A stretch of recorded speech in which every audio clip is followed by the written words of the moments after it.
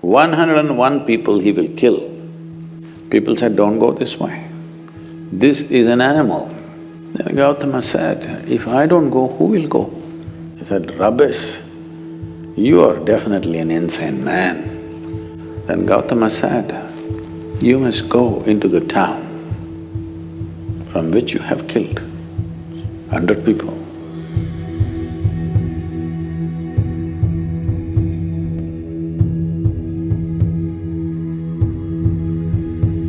It happened that there was a man, his original name we forget. The name that people gave to him is Angulimala.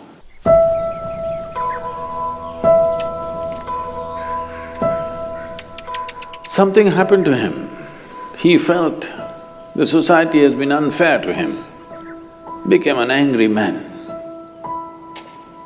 You know, when you're young, you think everything is unfair to you. So he became very angry with the society and he took a vow, this town which has been unfair to him, he is going to kill 101 people. 101 people he will kill and he will cut each one of their thumb and wear it as a rosary around his neck, a garland of fingers or thumbs. So he went about doing this. People were terrified to go this way. He is housed in a jungle, but this is the pathway to go to many other places. People got killed. Over a few years, he killed 100 people. He just wants one more to satisfy his lust. So one day, Gautama Buddha came to this town. So by now, because he's wearing a garland of these fingers, they called him Angulimala. That means one who wears fingers as his garland. He just needs one more finger for him to complete his vow.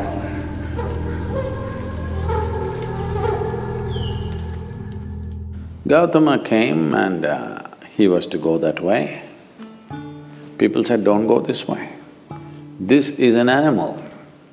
This is not a man.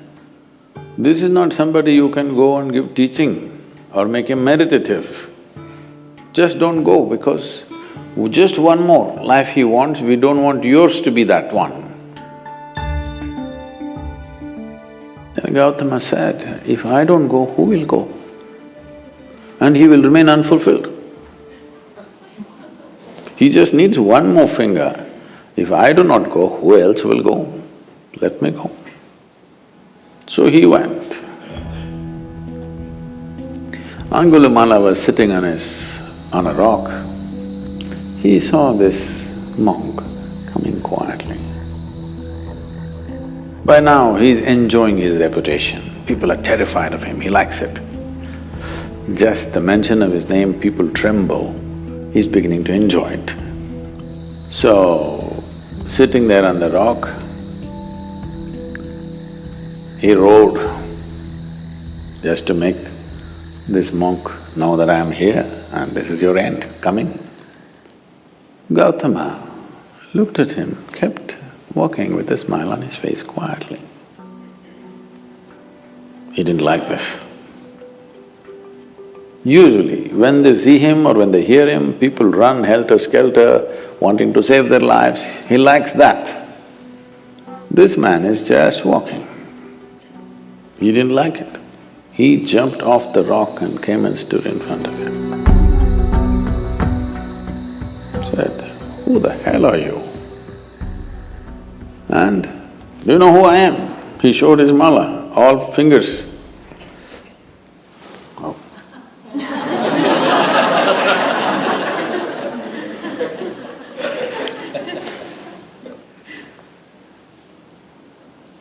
And you know about me? Gautama said, well, I've heard a lot about you. What about it? And he kept walking. Where do you think you're going? You're still going when I'm talking to you? Gautama said, I stopped going long time ago. My going stopped long time ago. I have arrived. You are the one who trying to go somewhere. Then Angulimala laughed, he said, "Rubbish, you are definitely an insane man. I am standing still, you say I am going. You are walking and you say you are not going. What's wrong with you?" He said, "No, no, I have arrived long time ago. I am not going anywhere. You are the one who is trying to go somewhere. But you don't know how to go there. You want my finger? Or you want my neck? Hang my head as a pendant. You got fingers, you can hang my head. Now it'll be a good pendant for the necklace. Because I'm done, I've arrived. It doesn't matter whether I'm physically here or not. You can do what you want." See, the pleasure of this killing is only when you're terrified and you don't want to die. When someone wants to die and they don't care, what's the use of killing this guy? And it looks like even if you kill this guy, your lust for 101 lives will not be fulfilled because this guy doesn't give you the pleasure.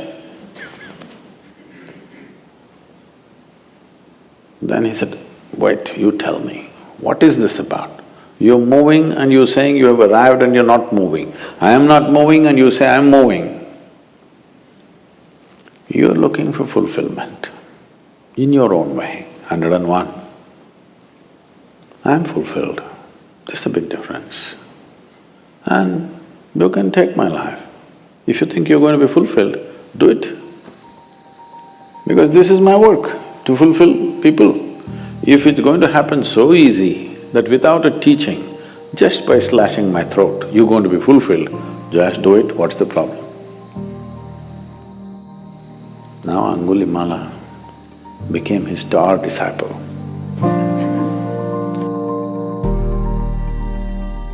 Then Gautama said, "You must go into the town from which you have killed 100 people.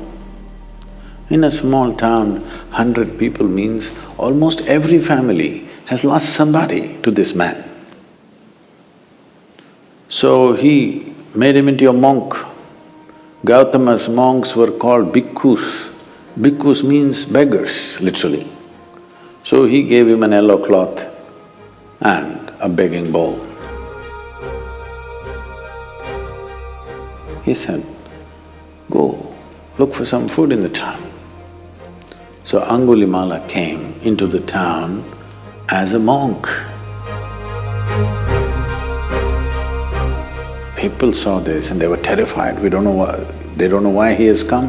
They all went and stood on their terraces because they are afraid what he will do.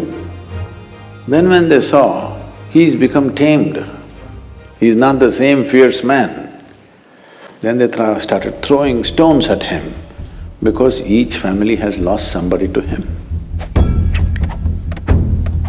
So he continued, stones hit him, he was bleeding all over.